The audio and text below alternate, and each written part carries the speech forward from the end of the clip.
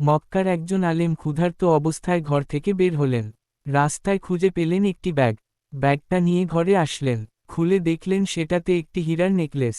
তিনি বলেন, এমন নেকলেস আমি আমার জীবনে দেখিনি। মুহূর্তের মধ্যেই তিনি কয়েকশো কোটি টাকার মালিক। কিছুক্ষণ পর দরজায় একজন নক করল। তিনি দরজা খুললেন। একজন বৃদ্ধ বলল, আমি আমার একটি ব্যাগ হারিয়ে ফেলছি। সম্ভবত আশেপাশের কোথাও পড়েছে। কেউ যদি ব্যাগটি পেয়ে থাকেন, তাকে আমি 500 দিনার দেব। 500 দিনার মানে কয়েক কোটি টাকা। যে ব্যক্তি ক্ষুধার্ত অবস্থায় রাস্তায় বের হলেন, তিনি হীরা পেলেন, হীরা ফেরত দেবার বিনিময়ে কোটি টাকার অফার পেলেন, সেই ব্যক্তি আমাদের কাছে অনেক সৌভাগ্যবান মনে হচ্ছে না? কিন্তু তিনি ভাবলেন অন্য কিছু। তিনি ভাবলেন, এই হীরার মালিক আমি নই, এগুলোর বিনিময়ে 500 দিনার গ্রহণ করা আমার জন্য ঠিক হবে না। ফলে বৃদ্ধকে হীরার থলেটি ফিরিয়ে দিলেন। মক্কায় জ্ঞানার্জন করতে লাগলেন। এভাবেই কয়েক বছর কেটে গেল। একবার তিনি কয়েকজনের সাথে ভ্রমণে বের হলেন। নৌকায় ভ্রমণ করছিলেন। মাঝপথে ঝড় ওঠে, নৌকা ডুবে যায়, প্রায় সবাই মৃত্যুবরণ করে। সেই আলেম কোনোরকম একটা তীরে ফিরেন। অপরিচিত দ্বীপে গিয়ে কয়েকজনের সাথে কথাবার্তা বললেন। তখন নামাজের সময় হল। একজন তার পোশাক দেখে জিজ্ঞেস করল, আপনি নামাজ পড়াতে পারবেন? তিনি বললেন, হ্যাঁ, পারব। তার তেলাওয়াত শুনে সবাই মুগ্ধ। তাকে তারা ইমাম হিসেবে রেখে দিল। তিনি কুরআন পড়তে পারতেন। সেখানকার বাচ্চাদের কুরআন শেখাতে লাগলেন। প্রতিদিন নানান উপহার উপঢৌকন আসতে থাকে।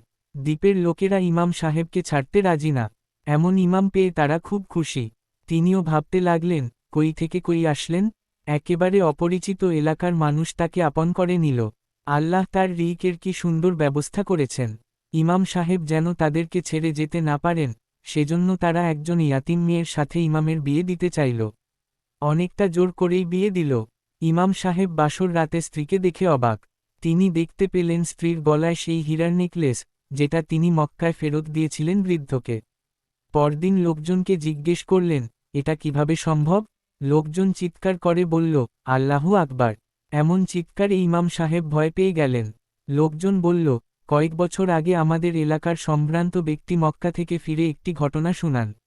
সেখানে এক যুবক তার হারিয়ে যাওয়া হীরের নেকলেস ফেরত দিয়েছে, যা তিনি নিজের মেয়ের জন্য কিনেছিলেন। এলাকায় ফিরে তিনি আফসোস করতে থাকেন সেই যুবকের জন্য। তিনি ইচ্ছাপোষণ করেন সেই যুবকের সাথে মেয়ের বিয়ে দেবেন। কিন্তু তার আগেই তিনি ইন্তেকাল করেন। দেখুন, আপনার তাকদির, সেই সম্ভ্রান্ত লোকের আপনাকে এখানে নিয়ে আসলো।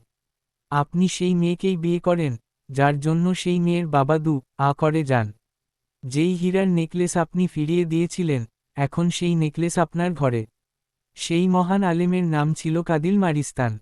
তার মনে পড়ল কুরআনের একটি আয়াত, ধৈর্য ধারণ করো, আল্লাহ পুণ্যবানদের প্রতিদান নষ্ট করেন না। সূরা হুদ 115। আরিফুল ইসলাম।